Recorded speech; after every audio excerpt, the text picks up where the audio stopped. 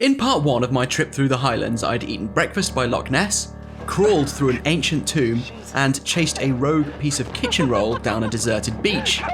All of this was with the aim of screwing over that disgracefully pleasant content creator Zorpazorp and the famously braggy nation of New Zealand by showing that Scotland would make the best Middle-earth.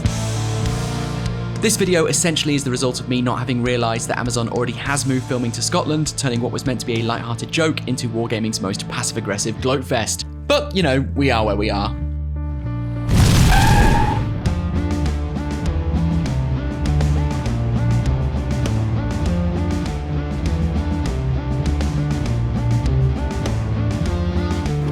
Today, I'd woken up in the shadow of Knocken Crag in Ascent.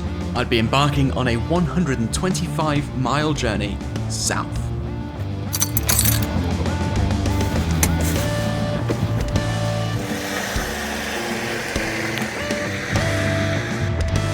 The journey south traced the path of several connected lochs with rivers between. This was a great opportunity to stake out a waterfall, which of course play a prominent role in several key Lord of the Rings moments.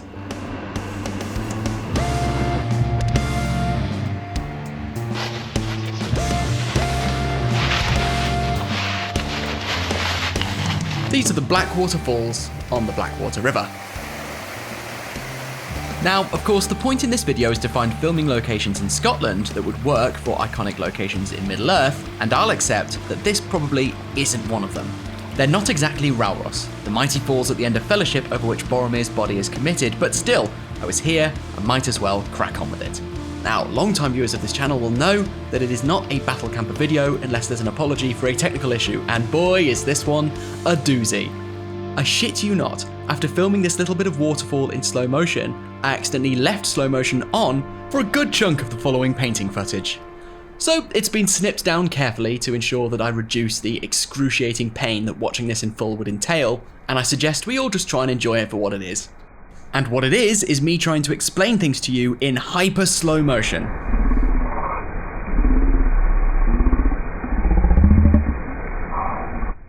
Anyway, I was going to be finishing the paint job on Dernhelm's horse. If you recall earlier in the trip, I'd painted it Doombull brown and then washed in Agrac's Earthshade.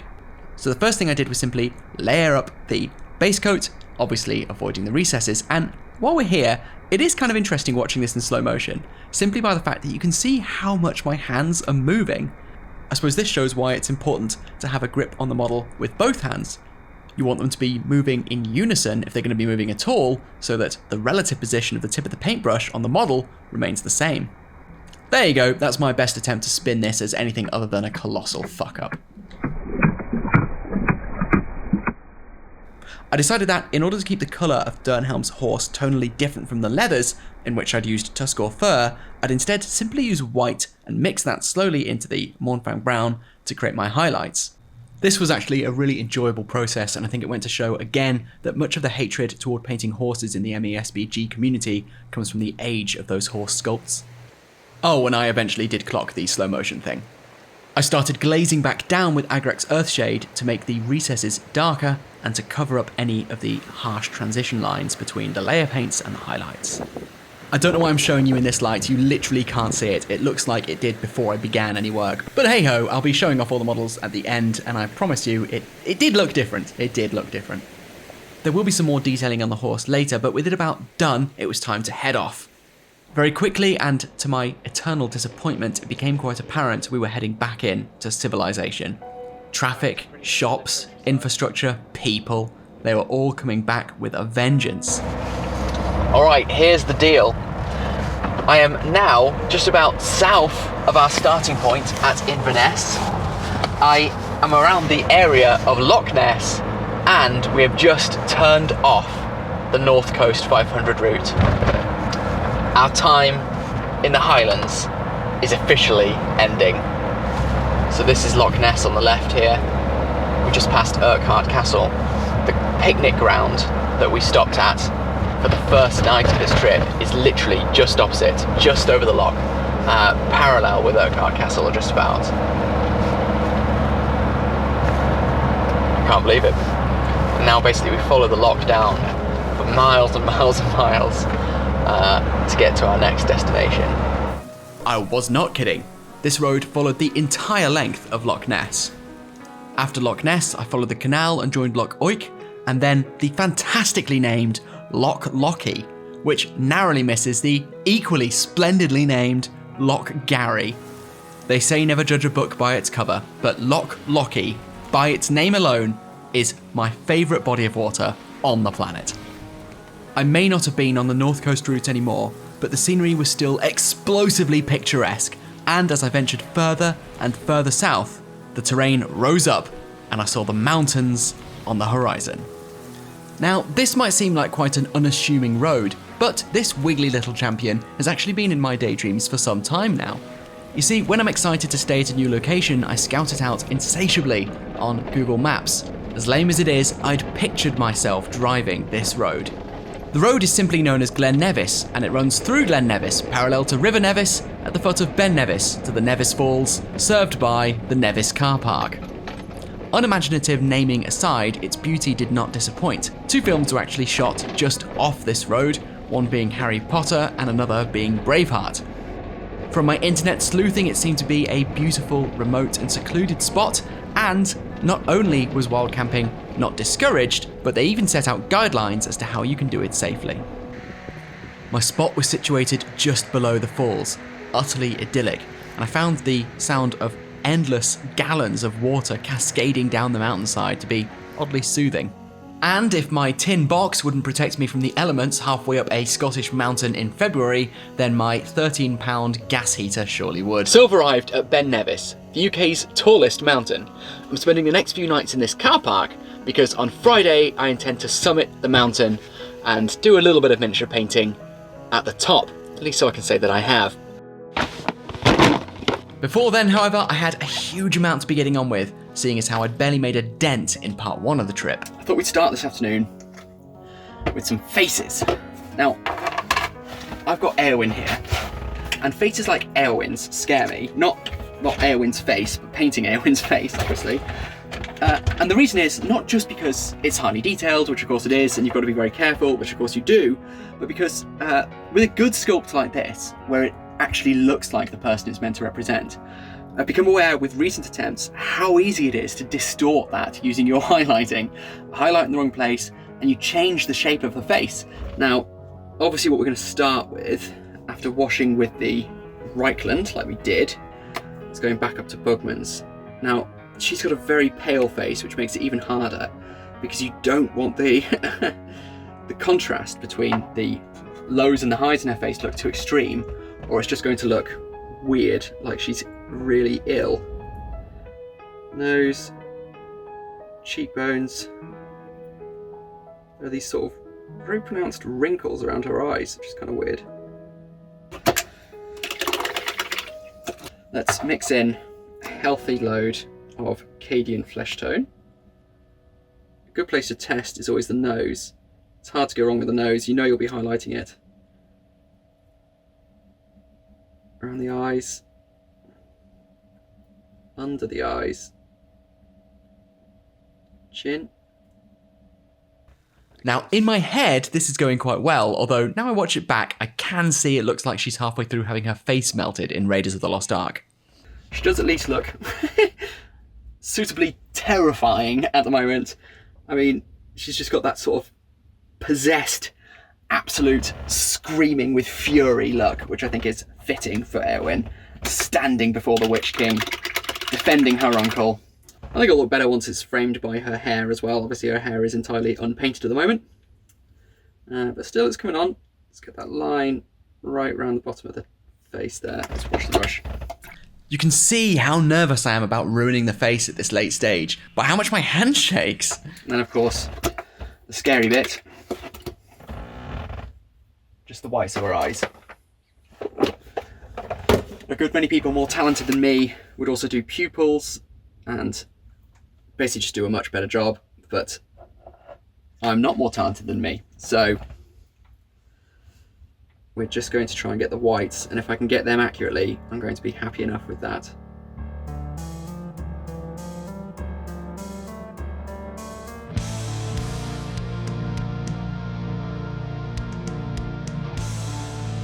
One.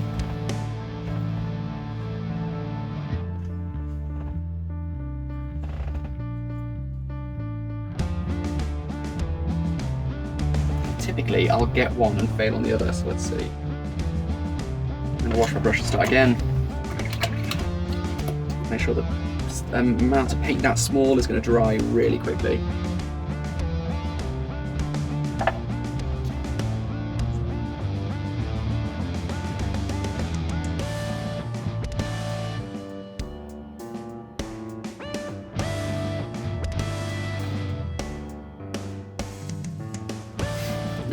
As expected, that's gone hideously wrong. I always get one and fuck up the other. Every time. Ruin the whole face. See? Every time that happens. All my impulses were screaming at me to obsess over it and try and fix it repeatedly until I had something I was happy with, but I knew rationally that if I tried to do that, I would make things worse, so I needed to move on. We're going to move on by painting something straightforward as a pick-me-up. Make myself feel competent again. And that straightforward thing is spears. I mean, it's painting a stick brown. Who can't do that? The only three colours we need is Dryad Bark, Agric Earthshade, and White Scar. So, first thing, obviously, is to make sure it's fully based in Dryad. Now, I did this gamling a little while ago. So, we've got a little chip down here. In fact, a whole bunch of paint has just come off the bottom. No, let's just patch that back up. Next thing, of course, is just to wash the whole thing in Agrax. This is perhaps a less important step when it's just a spear, and you can get away with, I think, just doing it around the hand here, unless you actually want to darken the tone, because obviously there's nothing for it to wash into. After this, I highlighted between the bits of cloth and the hand using Baneblade Brown. By this time I was losing the light and I was the last person left in the car park, which means once again for this holiday I was utterly isolated, except this time also 200 meters above sea level. So yesterday I did the white patterns on the shield. Today let's just do the green bits. This, of course, began with a wash of Athonian camo shade. Now, I am not a precise or careful painter, but it is worth being careful here because if you touch the white, it's going to show, then you're going to have to touch up, and then you'll touch the green, and you'll have to touch that up again and wash the whole shield again. Speaking from experience, that can become quite laborious. I gave the red shield similar treatment, but with corn red and a Nuln oil wash. I then just started highlighting up, first using a mix of the base green and Lothern Forest in sort of pizza slice shapes between the horse heads, which is a very strange sentence now that I say it back. And then I just developed this highlight using more and more Lothern Forest until eventually I get a sort of transition out towards the edge of the shield and then edge highlight, in its purest sense using Elysium Green. There you go, one shield down, except for I still need to do the silver highlighting in the middle, an untold legions number still to go. Next, I painted some out-of-focus fletchling on the arrows, basing with Celestra Grey. I then washed them with undiluted Nuln oil. And finally, a feather light highlight with pure white. Whilst I had this in hand, I mixed it down very slightly with Screamer Pink to highlight the horse's tongue. This session went on for some hours yet, and as an incredibly slow painter, I must admit, I was trying my best against all my better instincts to batch paint my way through the backlog. Painting one layer on one component and then rewarding myself with a coffee and a lie down was not going to cut it this time. Alright, it is only 9, but I am tired. And I want to get up early so I can see the waterfall before any visitors arrive. It's super windy outside. And it is so weird to think that I'll sleep tonight halfway up a mountain without anyone else around. But it's cool though. What a view to wake up to.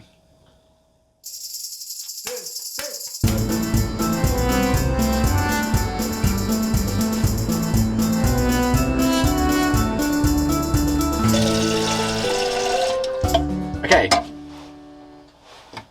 Today, it's a perfectly straightforward day. I'm going to take a brief walk up to the Ben Nevis Falls, a big mighty waterfall unlike the sort of rapids we saw yesterday, and then I'm going to come back and just smash out the painting. I expect to have a long time to be able to do that. It's about 20 to 9 now, and I only expect to be gone for an hour, hour and a half tops, so that's from sort of 10 onwards, the whole day to smash out the painting in readiness to finish the job tomorrow at the summit of Ben Nevis. Now, I will accept that I was being either foolishly or charmingly optimistic here. It's a fine and sometimes blurred line between the two.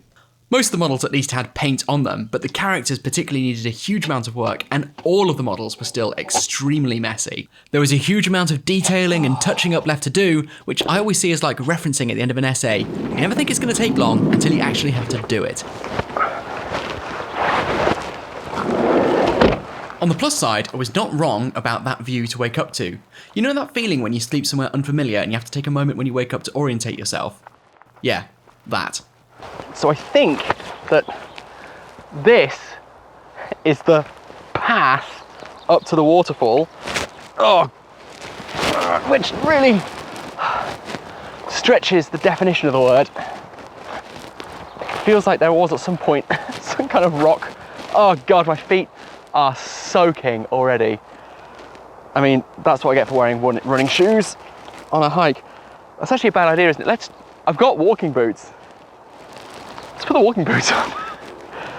Okay, back down the slope.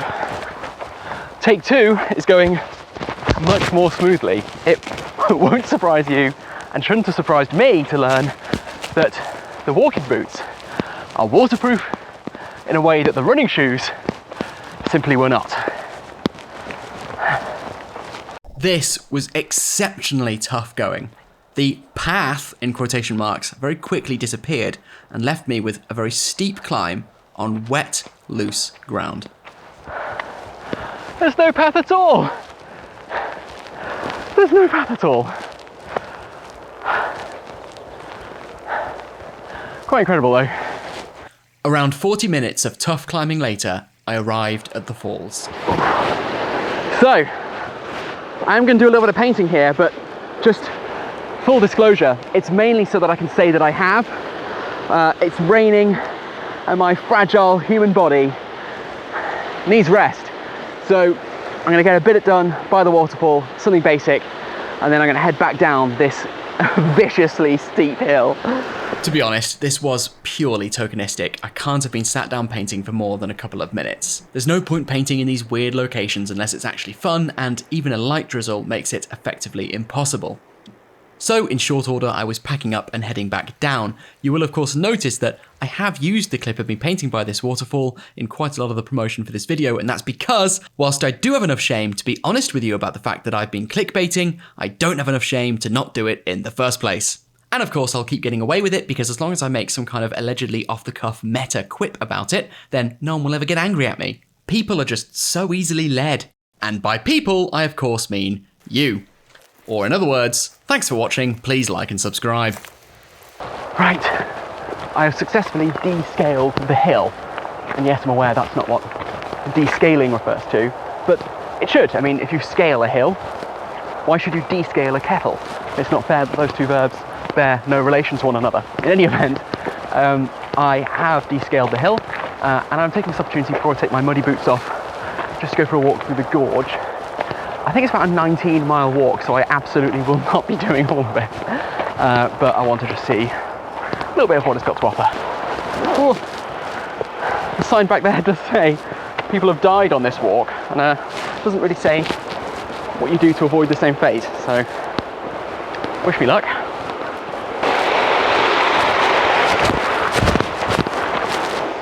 Now this is probably predictable, but I was of course bested by the beauty that is Scotland, so my short walk through the gorge became a bit of a mammoth trek. However, I don't regret it in the slightest. Not only was it absolutely stunning, but it would have a little surprise for me at the end. Before long, the path opened out into a broader plain, and I spotted something that caught my attention. A rope bridge. This is actually quite a famous rope bridge, and it's the only way to complete the walk. The bridge is a good 20 meters in length and anchors into the sheer rocks on the far side. What's worse, I was holding all my recording equipment on me. The cables were made of steel and they were slippery from the constant rain. As we went out into the middle, the vibrations I'd felt at the outset became more and more exaggerated. What's worse, as I approached the other side, the angle of climb became more severe. And yet, Like a true hero, a Hercules come again, I made it across what is essentially a jumped up version of a children's playground mainstay. Excellent, well done. Remember when I said that I painted next to Glen Nevis Falls? Well, not even close, because these are Glen Nevis Falls. That would of course explain why I couldn't find a path up to the falls earlier in the day, because they weren't the real falls. I was feeling quite red in the face. I don't think it's considered a virtue of what's essentially a quasi-travel blog for the host not to be able to name basic details about the locations being exhibited. But you know what? I needn't have worried. Upon googling this when I got home, I realised that I was right in the first place. And these aren't the Ben Nevis Falls, these are the Stahl Falls. So, embarrassment over. Sort of. Anyway, whatever falls they were or weren't, they were quite incredible, and I was sad when it came time to return to the van. However, it was also quite nippy after my paddle in this freezing Scottish river, so it felt good to get my socks aired out, my coat off, my sweats on, and the van heater activated. Also, I am just going to assume you're all still annoyed that I didn't fall off the rope bridge. Air drying wasn't doing my socks any good, so I gave them a good wring out to see them along their way, and then it was time for the long-promised painting marathon. I needed to start with the gambling on foot, who started the day in a pretty sorry state, but after a few hours of work, he was finally looking the part. Now, his banner hasn't been touched, but that's because I plan to do it at the top of the mountain tomorrow, hence the need to get him ready. After he'd been done, and after all my faffing about in the river, the sun was setting and I was alone again in this little valley. There were still a few things to do before I could freehand the famous horse on that royal standard. So here we see on mounted gambling that there's red etching around the edge of the banner. So let's do that on gambling on foot. I started by roughly painting in the red square, including all of the loops that hold the banner to the pike. To be honest, I wasn't too concerned about getting the straight lines all that straight at this stage, because there's always going to be touch-ups. I find it's more helpful at this stage just to think about how thick you want that stripe to be, and then trying to achieve a broadly consistent girth of that stripe around the whole banner. After a few rounds of touch-ups to get a straight line, I then washed the red components with Norn oil. We'll be doing some glazing and highlighting, but a first heavy wash is always helpful in bringing out all the dips and undulations in the banner so you know where you want to place your highlights. I'm then slowly glazing up through the base Mephiston Red to Wild Rider, and eventually a mix with hints of Cadian Flesh Tone. That latter colour gives the cloth a more worn and natural look against, for example, a bright red highlight, which would probably make it seem a bit stark and garish. I found painting Gamling exceptionally satisfying, even with the odd hiccup. Oh, I've painted his hair. After the endless hordes of green cloaks and leather straps doing a big, eye-catching feature that is not replicated anywhere else in the Force, felt really good indeed. As well as working on the highlights, I was also making a glaze out of Norn oil and slowly glazing down the lowlights. I must admit, Gamling's banner doesn't have a great shape. In places it's very flat, in other places it's got extremely exaggerated shape that doesn't necessarily follow a logical pattern. Glazing some highlights and lowlights lets you restore some shape to it where you think the shape should be. After some very fine edge highlights of pure Cadian Flesh Tone, the banner was done. It was ready to have the white horse added to it, atop Ben Nevis, on the morrow, as the locals would say. Probably. Next, it was time for Merry to finally get his green Rohan robes done, and I used the same recipe as I've used for all the others, which is obviously to paint back up to the base green, being War Flesh, and then to highlight up through Lothern Forest, Elysium Green, and then very, very fine spot highlights with Dawn Yellow. I think the result is nice, at least on the new plastics, where it's so much easier to get sort of gradual highlights so you can get really vivid, striking contrast without it being too stark. After Merry, I was back on the dull stuff, this time the Xandri Dust cloth components of the Riders of Rohan. As I've said before, I kind of mix up wherever the Xandri Dust goes to make them less look like clones. The recipe will be groundbreaking to no one, it's just Xandri Dust, Agrax Earthshade, and then Xandri Dust again, and then a Shabti Bone. I then got out the Dawnstone to highlight the blacks, which I've just done nice and simply, Undercoat Mechanica Standard, washed down with Norn oil, and then Dawnstone for a nice, neutral, grey highlight.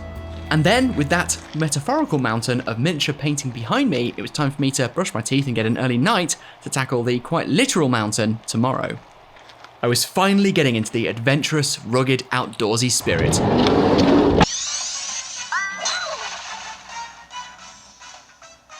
No.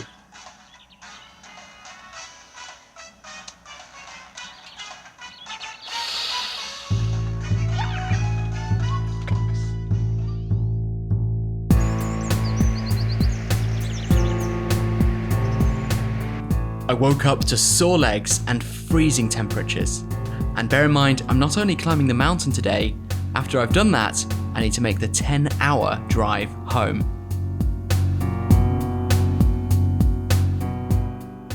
So, it's Ben Nevis Day, and it looks to be beautifully clear, which means Scotland has delivered me one last miracle. I'm starting with a breakfast of champions, which is a large bowl of Cocoa Pops and a banana. After breakfast, I made my way to the start point, navigating past the local fauna and back down my favourite wiggly road. We're just leaving the visitor centre. We are en route. Feeling woefully underprepared. My feet hurt. Prepared or not, I ascended into the foothills, expecting 4 hours to scale the mountain and 3 hours to descale it.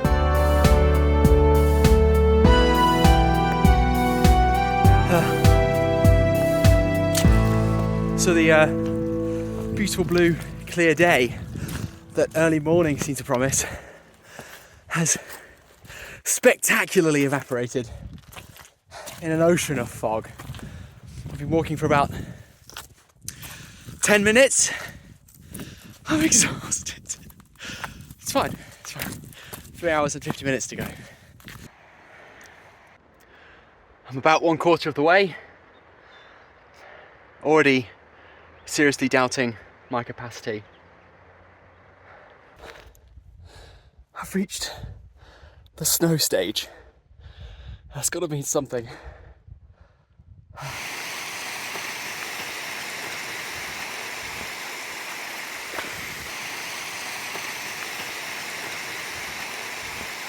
Just a couple of steps after this, I saw the group ahead of me swapping out their regular shoes for snowshoes. This was one of the many pieces of advisable gear that I didn't have with me. The extent of this shortfall was laid bare when I tried to sit down. The snow was densely packed and frozen. Walking on it was going to cause problems for the last 1 hour to the top. I cracked on the best I could, but it was very slow going over the ice, and soon something amazing happened. The sun came out, for realsies this time, and I got this spectacular view out over the Grampian Mountains. I may not have been at the summit, but I wasn't far off, so I seized on this opportunity to set up and get painting. In part 1, I said that painting outside can be a faff if you're forgetful, like me. Well, I realised I'd forgotten to bring a paint pot to the top of the UK's tallest mountain for painting on, so I had to wash my brush in my essential life-saving water. In any event, I got started on the Horse on Standing Gamling's banner. I'd brought mounted Gamling to copy the pattern from, and I started just blocking in the basic geometric shapes with Celestra Grey and allowing myself endless touch-ups with the base War Flesh. Thinking about the pattern as a series of very simple shapes is actually the best way to approach it. The only real challenge once you do that is making sure you get the initial size correct so that you're not underscaling or running out of space. I got the basic shapes done, but I didn't bring the paints with me to take it further than that, frankly because I didn't expect to get as far as that before my butt cheeks went numb, which they very much did. Despite how red my hands were getting with the cold, I was so pleased that I took the time to do this. I wasn't even too concerned that I was basically defeated by the mountain, because that makes it even more fellowshipy in the end. We must get up the mountain! Those who've seen my tournament reports with my Rohan will know that Gamling was an absolute monster. At Scouring, he survived 6 games in a row and pulled off some incredible feats as well, and it makes it even more epic that his banner was painted 2/3 of the way up Ben Nevis.